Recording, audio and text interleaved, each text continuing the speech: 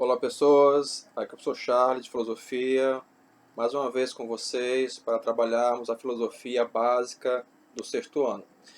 Vamos trabalhar primeiramente a resolução de questões da aula passada, certo?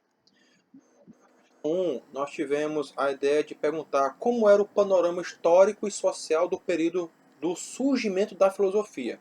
Bom, o panorama era: as cidades tinham se organizado para aceitar os homens como seres sociais e políticos, e esses homens seriam os que iriam organizar a sociedade, dos mais complexos aos menos complexos. Então a ideia de você pensar um mundo fora da natureza ficou mais real. Você pensaria agora a cidade. E a cidade seria ideal para você trabalhar essas questões de política. Polis, cidade, política, ok? Na questão 2, pergunta-se: para você, o que significa fazer filosofia? É uma resposta muito pessoal do aluno, mas que eu posso dar alguma diretriz. Filosofia tem a ver com você procurar sempre investigar as verdades e, a partir delas, você trabalhar a questão de valores humanos. Os homens têm que progredir na cultura e na razão. É uma ideia. Você pode desenvolver como você quiser, pegando esses parâmetros. Verdade, virtudes, desenvolvimento, função do homem. Questão 3. Pesquise quem foram os outros grandes filósofos de Mileto. Primeiro foi Tales de Mileto, foi o primeiro. Depois veio Anaximandro e depois veio Anaximenes, ok? Um trabalhou o ar, outro trabalhou as essências, as substâncias fluidas.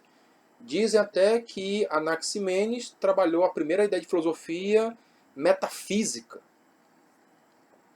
Questão 4. Explique brevemente o que foi a cosmologia grega. Cosmo é ordem, logia é estudo. Então, foi um estudo da ordem das coisas e que entendia que os seres não estavam apenas sendo sujeitos a sofrer com o ambiente, mas para parar de sofrer, teriam que aprender a observá-lo e a se organizar com ele. Entender a sua volta seria entender a si mesmos, ok? Beleza? Isso foi pequenos comentários. Depois vocês me dão as respostas para conferirmos de maneira mais detalhada, ok? Conto com vocês. Bom, nós trabalharemos, no capítulo 2, a ideia do pensamento oriental e da filosofia grega. Veja, pensamento oriental, fora da Europa, gregos são europeus no Ocidente. Então, vamos lá. Normalmente ouvimos que os gregos foram os pioneiros na elaboração do pensamento filosófico. Essa questão de pioneirismo, ela fica muito delicada, porque realmente o pensamento estratégico da filosofia, do ser, ele veio com os gregos. Mas não somente as reflexões. A filosofia usa reflexões, mas há outras ciências que possuem reflexões. Exemplo disso, os orientais, que tinham vidas com reflexões profundas. E essas reflexões, elas criavam o mundo à volta deles. Por exemplo, eles não tinham o hábito de exercer temas filosóficos, mas sim concepções de cunho espiritual. Para eles, era muito mais valorativo você ter um bem-estar espiritual do que se ater a coisas materiais, como os primeiros filósofos que falavam da natureza. Assim surgiu o confucionismo na China, do pensador Confúcio, que trabalhava questões de moral e ética. Moral e ética tem muito a ver com a ordem do homem perante outros homens, como ele se comporta, por exemplo. Ética são seus valores aprendidos em família. Moral é como ele mostra aos outros homens como ele aprendeu a ser uma pessoa correta nas regras de uma sociedade que é formada para ser trabalhada com outros homens. Vemos também o budismo, isto na Índia, que fazia também referências à questão de princípios, só que princípios práticos, bem mais práticos do que teóricos, e faziam referências a questões bem espirituais. Inclusive, o seu precursor é um príncipe, chamado hoje de Buda, e que ele está naquela época, estava na sua 9ª encarnação.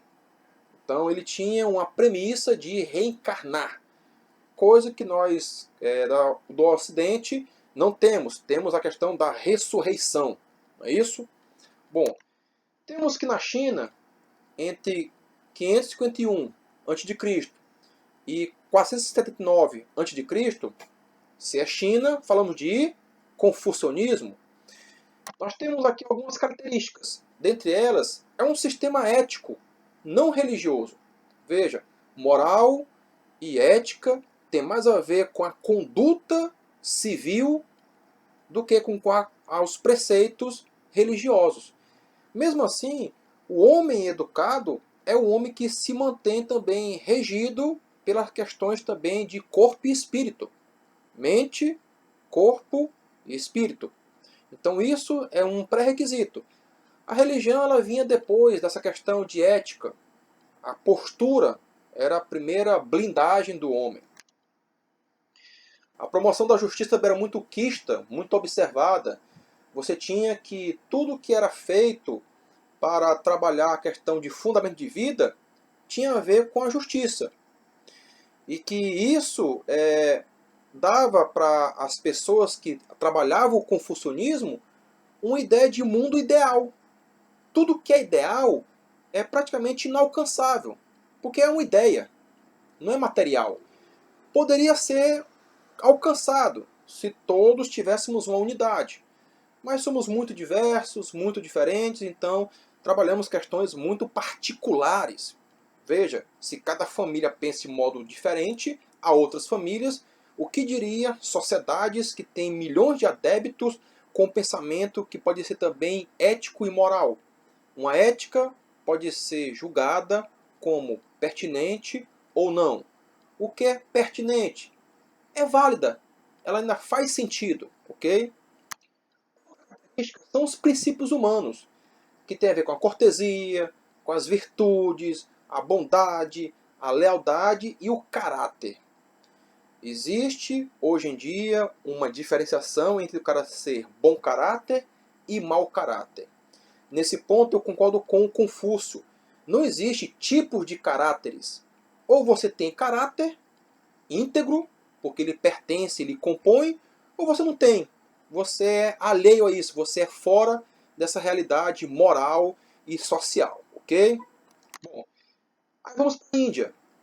563 a.C. a 483 a.C.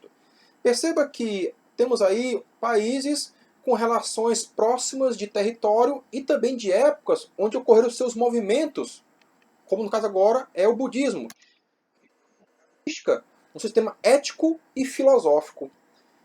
Não era uma coisa muito mais do que observadora do ambiente, mas integradora. Ela trabalhava uma importância do ambiente. Então, cada animal, cada ser, cada planta tinha um peso no mundo. Hoje a ciência chama isso de biomassa, mas naquela época, antes de Cristo, havia outro entendimento racional e de integração. É por ela ter vindo do hinduísmo, um sistema religioso que tem várias contribuições e que tem uma multiplicidade de objetivos. Dentre eles, o espiritual, o interno. E o hinduísmo colaborou para o budismo trabalhar essa questão de se reconhecer como pertencente a algo superior. A característica é a questão da condenação. No budismo, o ser humano está condenado a reencarnar tantas vezes quando forem necessárias para ele cumprir o karma dele. O que é esse karma? É ele voltar a enfrentar o sofrimento porque não resolveu o que tinha que resolver na sua vida atual. Então ele vai reencarnar para resolver, e após resolver isso, ele para de encarnar, porque chegou ao estado de nirvana, que é a plenitude, a construção absoluta do seu ser espiritual. Então ele estaria livre de ficar reencarnando e sofrendo com as vidas que não resolvia enquanto tinha existência, ok? Bom, para refletirmos, temos aí uma ideia muito legal que deriva do budismo. Fala o seguinte: dedicar-se a compreender a realidade sob a perspectiva do logos, que é a razão, na parte dos gregos, é equivalente a conceber a sabedoria como algo ligado ao bem-estar espiritual, já na parte do budismo. Então, era muito importante você conceber tanto a questão de razão, quanto também de espírito. Razão é a mente, espírito é a alma. Então, estão aonde? No corpo. Por isso aquela tríade que eu falei. Mente, corpo e espírito. Ok? Bom, temos aí algumas questões para a próxima aula.